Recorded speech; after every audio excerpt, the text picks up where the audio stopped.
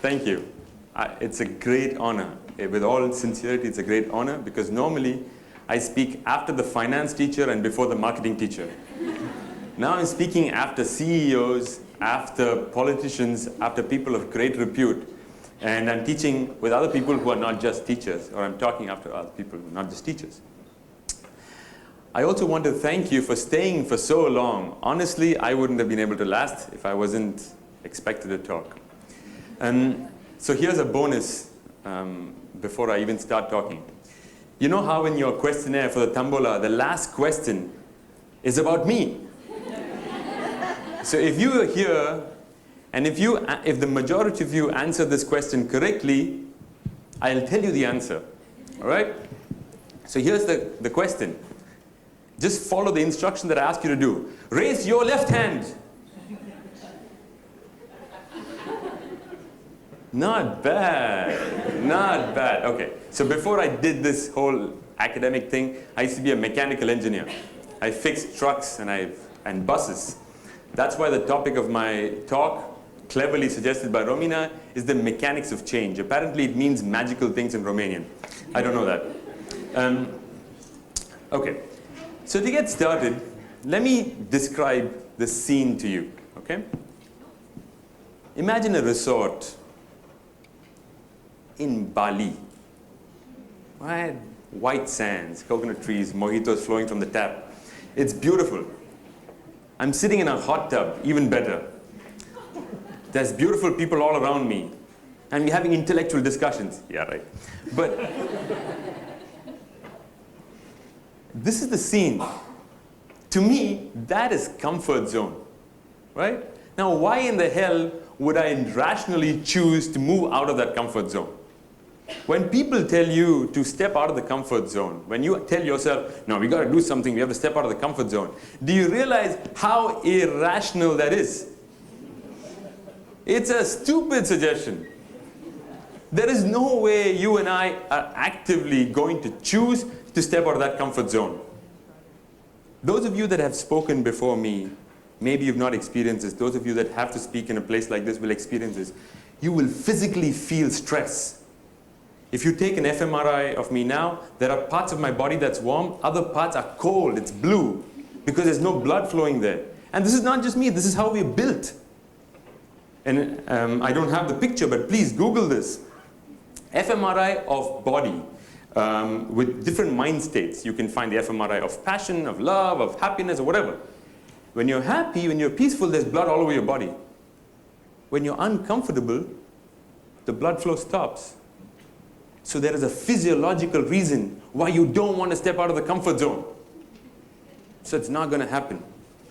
It's just not going to happen. It's an irrational suggestion when people ask you to step out of the comfort zone. Now let me explain to you, because I'm a teacher, please let me draw a bunch of graphs and show you what is this irrationality in the comfort zone. To get started, imagine this line, okay? Imagine a line here. On this side is a pot of gold, or a lot of money. Let's say I have a choice in my job, okay, for the moment, of getting a lot of money, or if I move closer to this end, I get paid vacation days, all right? And let's say for now, this is 12 vacation days, and this is about 50,000 RON, right? And I'm saying that for now, that's a fairly equal trade. As long as I'm along this line, I'm okay. I'm indifferent. If I get 12 days of vacation days, that's awesome. If I have to trade that for 50,000 RON, that's okay, that's awesome. And somewhere in between, that's fine. This is my indifference curve, okay? In economics, that's what it looks like. If you're on point 1, you're indifferent between that many days of leisure and that much income. If I move to point 2 or 3, it's the same. I'm indifferent. Think of that as my frontier. Okay? If the company needs to make me happy, they have to give me more of both. Otherwise, I'm in the same curve. With me? Now let's imagine that I invite 2 people from the audience. Let's say an Alina and a Bogdan. Alina and Bogdan are hedonic twins, which means they have the exact same preference, right? And I offer, and I'm the big CEO in this company, only for now. I don't think I'll ever be a CEO, and I don't ever want to be it. After hearing your stories, no way. I'm happy being a teacher. If this company were to offer an option, there's an addition of 50,000 RON, or an addition of these 12,000 days, and Alina and Bogdan being hedonic twins, which means they have the same preference, they say, it's kind of the same to me, so let's toss for it. Alina chooses that position on top there, which has less leisure but more money. Bogdan chooses this. Right now they're in the same preference line, they're both equally happy. 6 months from now, because I'm a malevolent CEO, I give a choice. Would you like to swap positions? What's going to happen now? Will Alina consciously be okay giving up 50,000 RON for 12 days of vacation? Think about it. If you were in the situation, or if you had 12 days, Bogdan now suddenly picked up skiing because he had 12 days more of vacation, and he's now a skilled skier, and he's going to give up these 12 days of vacation for some more money? Maybe not, right? So if you consider a switch, for A, it's a loss of physical money. Or for B, it's a loss of extra days of vacation. Look what just happened. 6 months ago, they had no problem switching from one to either A or B. They were totally indifferent. But the moment they were endowed with either money or vacation days, now a switch is difficult, right? Your brain just messed with you. This thing is called, loss aversion. If you're endowed with something, giving it up is painful. Giving it up is twice as painful as getting something of the same value. So you realize how making a change is just irrational by definition. So there's a reason why we feel uncomfortable. This is the mathematical reason why you feel uncomfortable. So if making a change is such a big problem, and if it's an irrational thing, what do we do? What do we do? How do we progress from here? What do we say when people say we have a status quo bias? When we are happy with the status quo bias, what are they saying? Have you heard this phrase, status quo bias? The status quo bias is we tend to choose the status quo, right? Let me see if I can show you another example.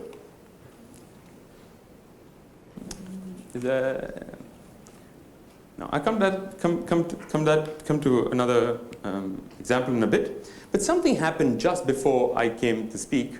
When Rizwan was speaking, he was talking about jam, and I was reminded of this study that was done by a German retailer. So they had this promotion where they had 6 kinds of jams on display. Okay, so people tried out the jams, and the jam sales increased. They tried it out. A few weeks later, they thought that worked very well. Let's do it again. This time they had 24 kinds of jam.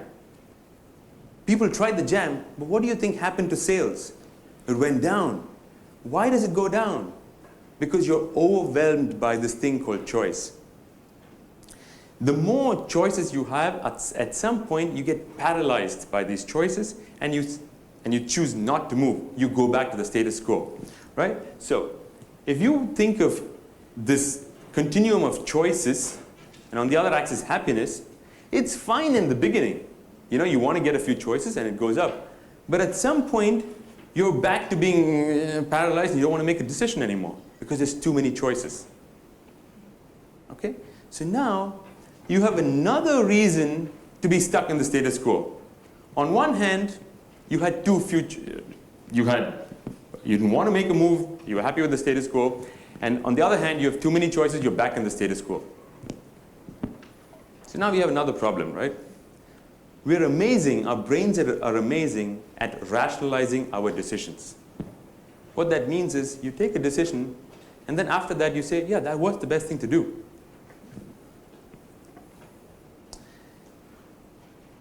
How do we know if we are actually in a situation of status quo bias, or we've taken a brilliant decision? How do we know if we're actually fooling ourselves into believing that this decision happened the way it should have happened, or we're just afraid to make a change?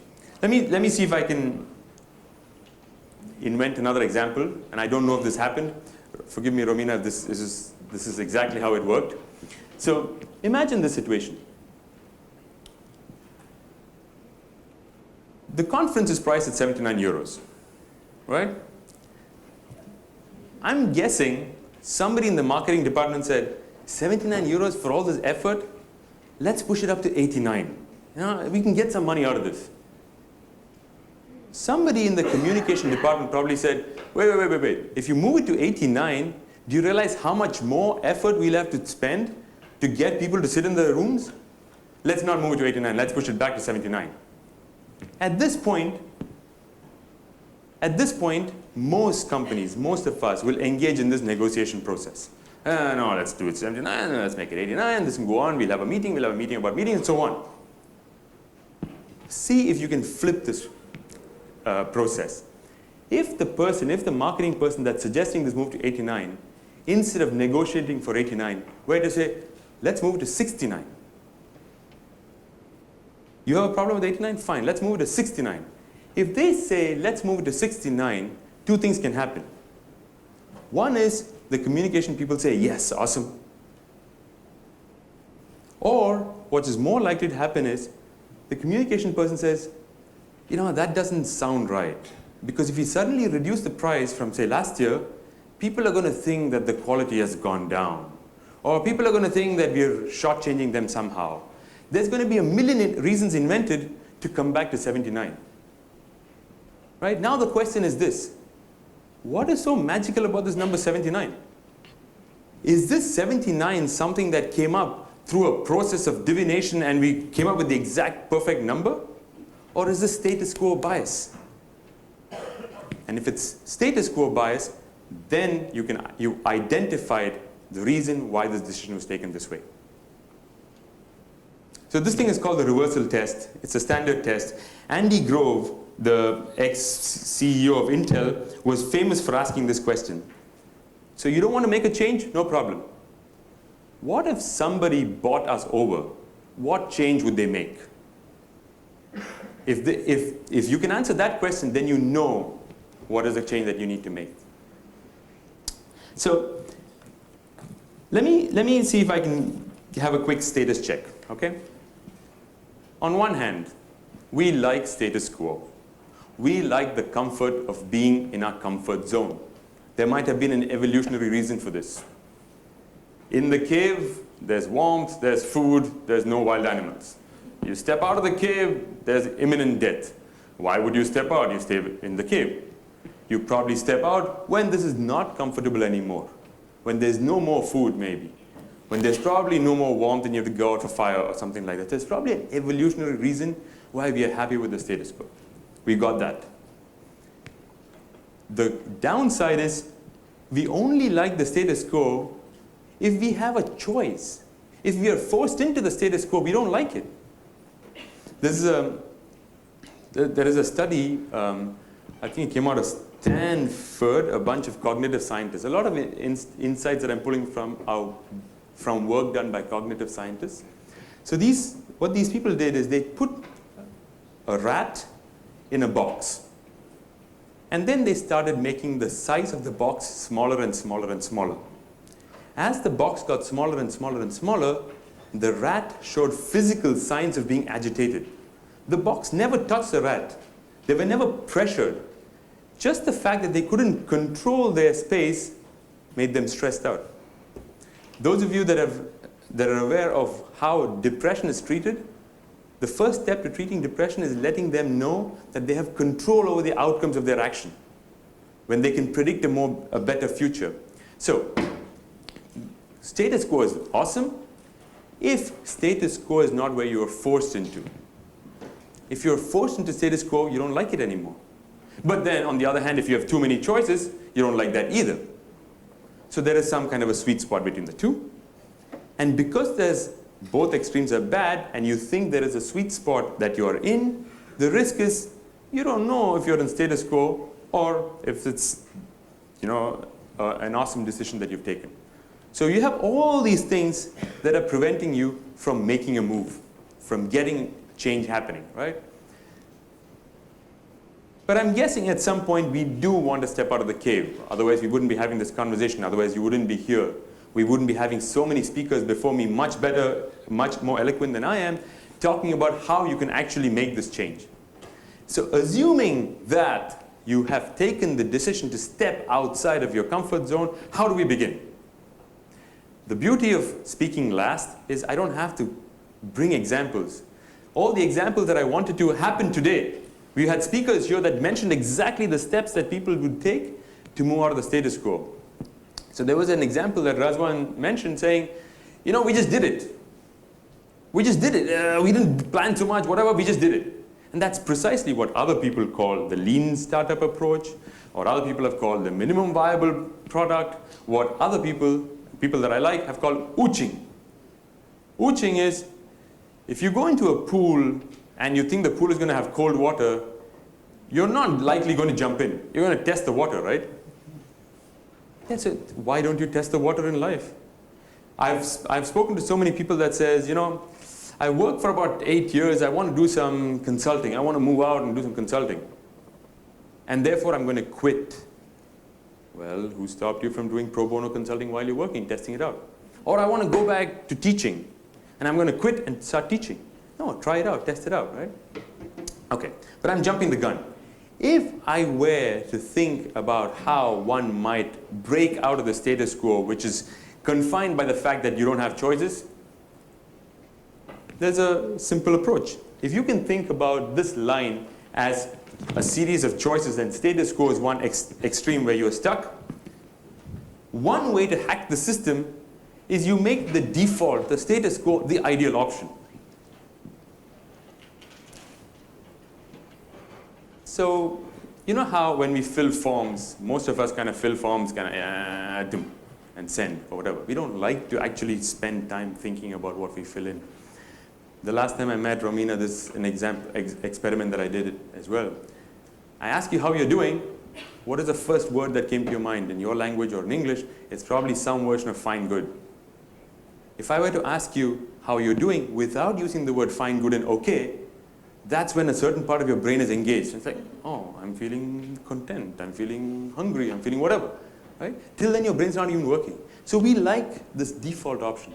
So knowing that you and I like the default option, how can we hack the system such that people can get the benefit of this default option? Maybe you've heard this story about organ donation in Austria versus Germany. It's very, very, very interesting. Organ donation is a very complicated process. There's not many people that are in the registers. The more people there are, the more likely you're going to get the organ in time, and so on. In Austria, there are 80% of the country is registered in the organ donation registry. In Germany, it's about 18%.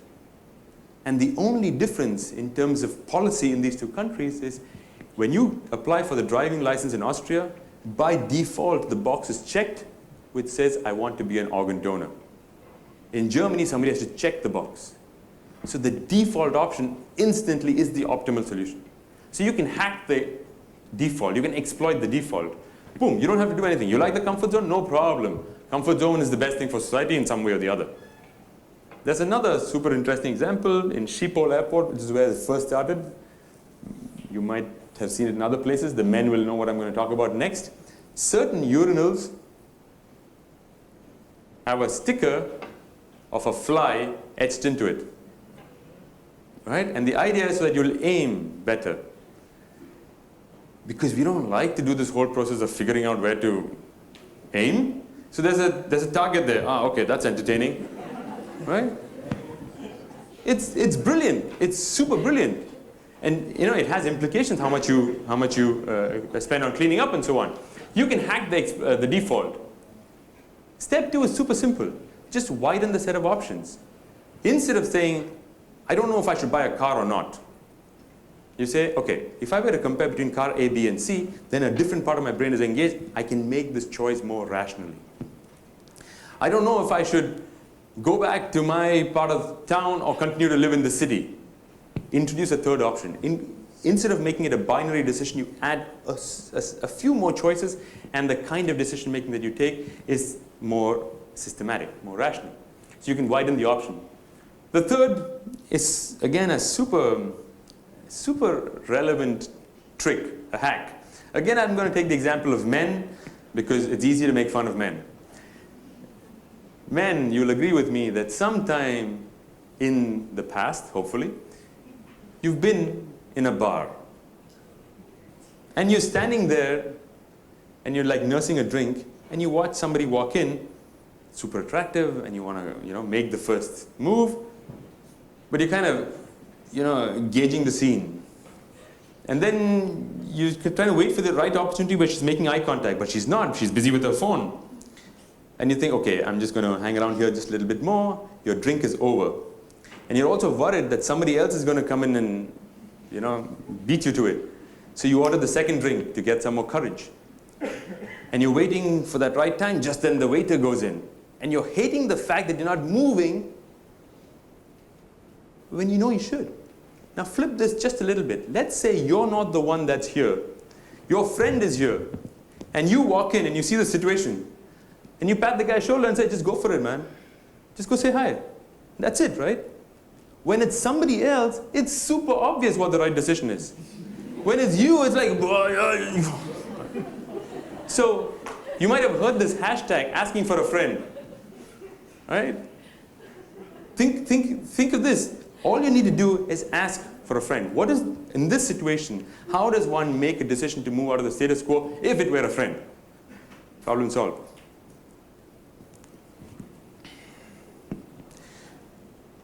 This is all fine, nice and dandy, in the sense we are only stepping out of the cave. We have a long way to go from the cave, right? How do we move to where we are moving? How do we make this change? And that's the difficult part.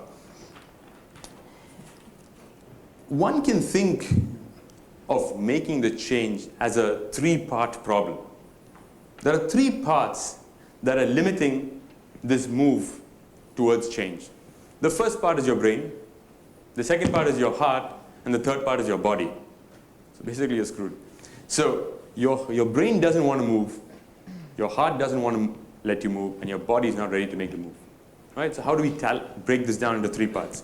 And this is, again, a brilliant exercise for me, because almost all the examples that I wanted to pull happened today. So the brain, think about the brain. Okay? The brain is the rational part. The thinking part. It likes clarity. It likes steps. It likes to know what it's going to do, why it's doing it, and so on. How do I engage the brain to moving from this cave to the other continent? You have to give this brain the direction. That's what Jerry was talking earlier about, being merchants of hope. Right? You give direction. In the Skype call just before this, the gentleman said, 10% increase in 4 years' time. It's a clear direction. All the masses of people that follow a leader, it's easy for them to follow because they can blindly follow 10% in 4 years. Right? It's easy. You've got the brain hooked on. But you need to do one more little tweak. Because the brain is rational, the brain is the one that's going to get confined with not having clarity on what it needs to do next. So you have to break this down into giving smaller, finer instructions.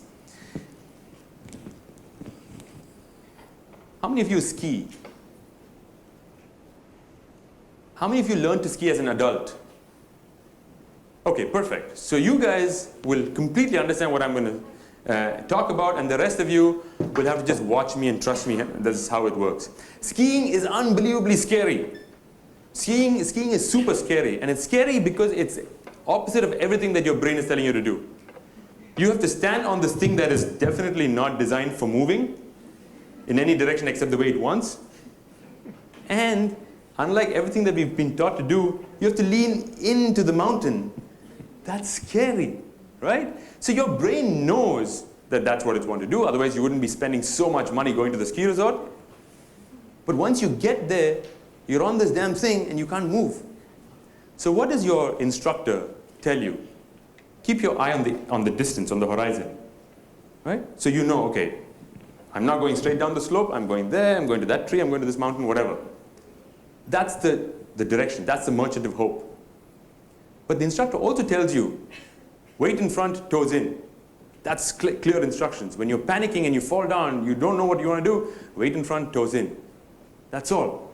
Those are 2 clear instructions. If you're trying to get a change in your organization, if you're trying to make a change in your life, you need the vision of where you're going to go, and you need this clear instructions. If in doubt, turn left. That kind of a decision, right? You've got the brain engaged. There is a very interesting phrase, knowledge alone doesn't make change.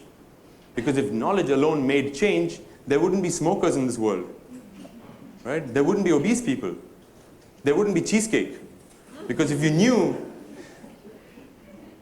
you shouldn't be eating it, you don't have a problem, but it appeals to you because there's this thing called heart, right? And unfortunately, the heart doesn't care much about the brain. What the heart feels, and it does. If you want to think about it, the brain is a small rider and the heart is a huge elephant. If the elephant wants to turn right, the rider can pull all at once, but the elephant will turn right. The heart is the one that feels. The heart is the one that has this thing called passion, right? But the heart also can get disheartened. You don't get disbrained, you get disheartened. The moment you have a failure, your heart is the one that says, let's go, this is not going to work. Let's stop this whole jam business, for instance, right? That's the heart telling you, it's not the brain. So how do you engage the heart? You've got to pull people by their hearts. When I was trying to learn skiing, again, I tried to learn skiing 5 years ago, so I was way into adulthood. At this point, my instructor, Andrea, would make me feel like a rock star. You're a skier. You can just be whatever, you can go down whichever black double diamond slope you want, right? And he'd do this constantly until I became so big that the change that I needed to do seemed to be a small thing. I had this identity of being the skier. That came up so many times today. When you're trying to make the innovation, the question that you were asking this morning, how do you take an old world economy and make them innovators? Here's an old world economy. Jam making is old world.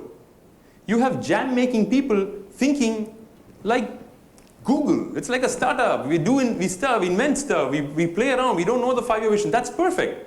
You've given them the identity that they can experiment. There's another case, a super interesting case of a company in Brazil that makes tin cans.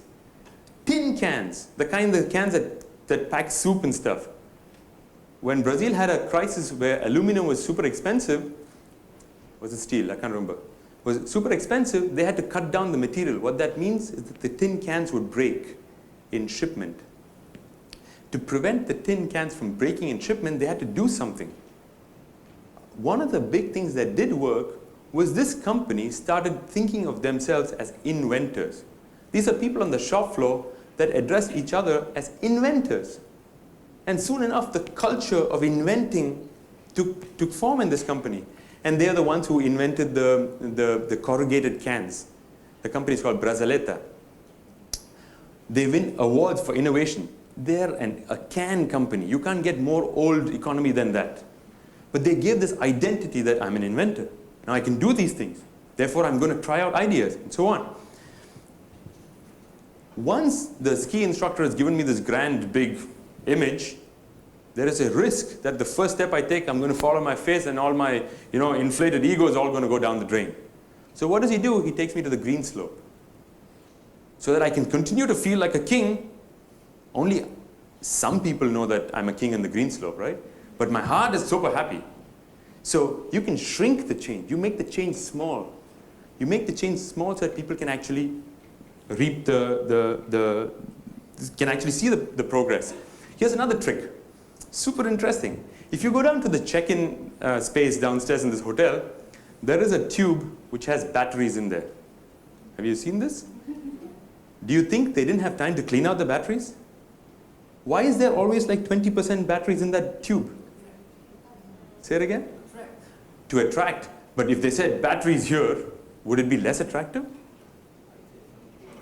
Somebody did it before you, right? So for you now, it's tempting because somebody's actually put stuff there. So the change required to fill up that jar is a little less. If you go to a gym and you get a bono which says if you go for 15 sessions, the 16th session is free or whatever, and if the gym doesn't want you to go to the gym, that's how they make money. But if it is a hospital, let's say, and if it is a dentist checkup, and the dentist wants you to attend 6 times, and the 7th time is free, if he's a clever dentist, what he's going to do is already give you 1 stamp. That way you know you're already started on the path. So you've shrunk the change.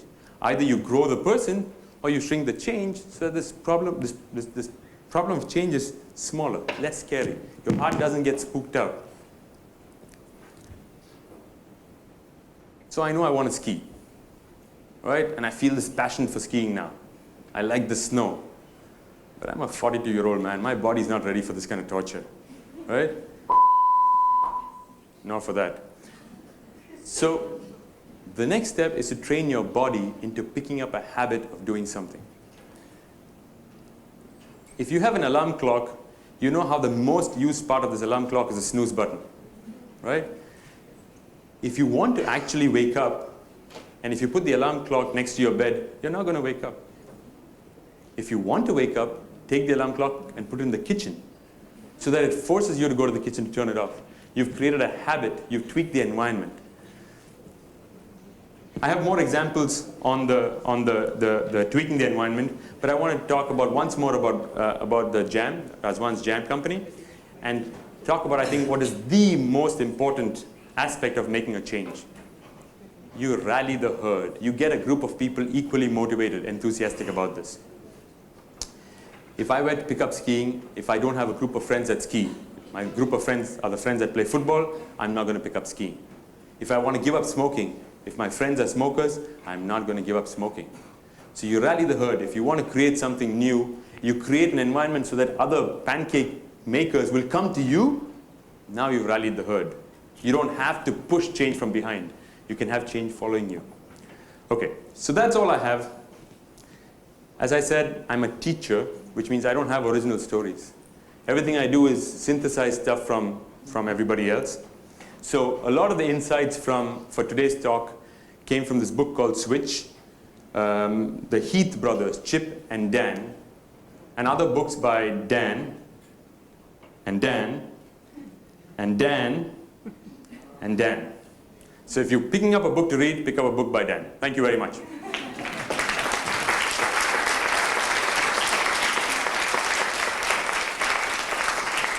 Thank you, Kiron. Do you have questions for Kiron? Some curiosity about change?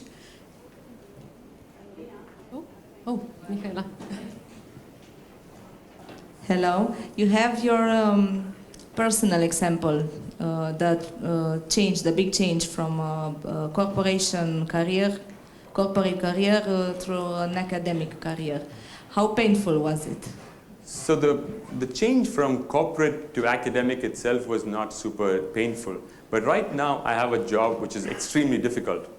I'm the vice dean of a program with 500 students. The average age is 23 years old.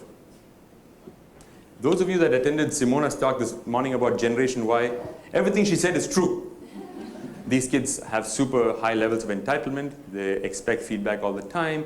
They think that they know more, which is fine.